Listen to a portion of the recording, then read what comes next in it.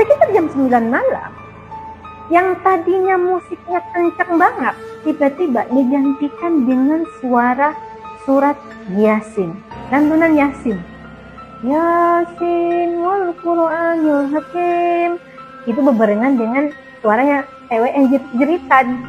Nah, jadi dia heran kan, loh tadi musik nyaru sama suara wanita yang jerit, sekarang surat Yasin. Ya apa, makin kepo dia kan, makin kepo nih, ada apa sebenarnya. Hai, assalamualaikum warahmatullahi wabarakatuh. Terima kasih sudah nonton video ini. Baik, kali ini sebelum ke kisah, saya pengen curhat dulu tentang cerita ini. Jadi cerita ini itu udah 2 kali dibuat, ya kan.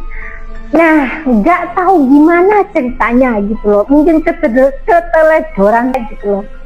Kedua kalinya itu kehapus, padahal udah diedit. Edit itu susah loh, udah diedit kedua kali itu kehapus. Nah, jedanya itu nggak sehari 2 hari, enggak, seminggu. Jadi minggu depan buat, minggu ini buat, terus minggu depannya buat, dua-duanya kehapus loh. Nah, ini yang ketiga kalinya nih, insya Allah bisa ke-upload ya. Padahal ceritanya itu nggak nggak serem, nggak horor banget, cuman easy lah bagi saya, easy. Easy banget gitu ceritanya, kok bisa gitu, nggak ke ini ya, capek loh ngedit itu. Oke, kita lanjut ke cerita.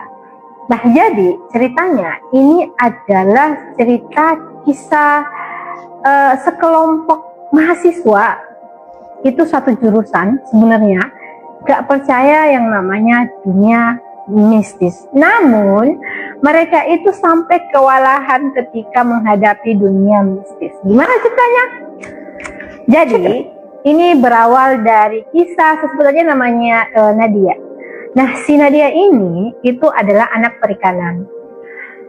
Dan ada salah satu nih seniornya, sebenarnya dia nganggapnya senior ya, tapi sebenarnya tuh mereka tuh satu angkatan, cuman dia nganggapnya tuh senior aja.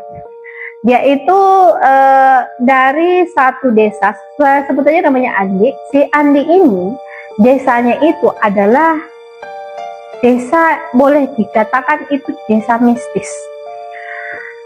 Dia kenalan nih sama si Nadia ini, karena satu angkatan kan, dia nganggapnya tuh senior. Jadi si Andi ini memang udah terkenal nih di angkatan mereka bahwa dia itu adalah penganut hal mistis, hal permistisan gitu. Jadi pada suatu ketika ada satu acara, yaitu acara LDK.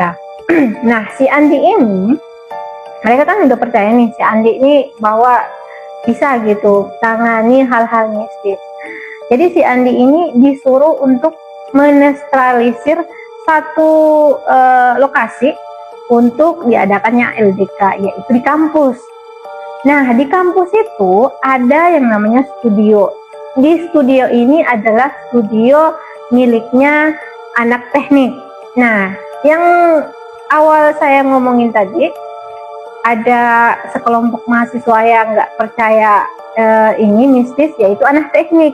Jadi si anak teknik ini kalau permasalahan mistisnya tuh mereka sama sekali nggak peduli gitu, nggak percaya juga. Ya paling pura-pura kalau ada yang kerasukan, kalau ada yang lewat, maksudnya mereka tuh secara logika aja kalau mikirnya. Nah, jadi si Andi ini nginep ya kan, disuruh nginep di lokasi untuk sterilkan. Jadi si Andi ini nginepnya 3 hari di lokasi. Setelah si Andi nginep di lokasi selama 3 hari, dia izinin nih sama teman-teman yang lain anak perikanan, oh boleh, kalian boleh ini mengadakan LDK. Kebetulan si Andi ini juga ikut panitia ini LDK kan. Nah, pada hari hanya si anak-anak ini, si juniornya mereka ini ingin mandi, ceritanya mandi ke tempat studionya anak teknik, minta izin lah. Kenapa mereka ingin mandi di situ? Karena mau pulang ke kosan atau ke rumah, jadi pengennya tuh cepat mandi di studio aja. mereka datanglah ke studio. Kebetulan di studio ada anak-anak teknik, dan anak-anak teknik itu berjumlah sekitar 7 orang. Jadi 5 orang itu laki-laki, 2 orang perempuan. Ceritanya nih, anak teknik lagi di studio. Mereka tuh sedang mengerjakan proyek kampus, proyek tugas mereka maksudnya. Nah, mereka si Nadia ini ada dengan beberapa mahasiswa. Mereka itu nggak banyak, hanya 3 mahasiswa. Dibawalah ke situ minta izin, Kak, kita bisa numpang mandi nggak di sini? Oh ya nggak apa-apa, silahkan.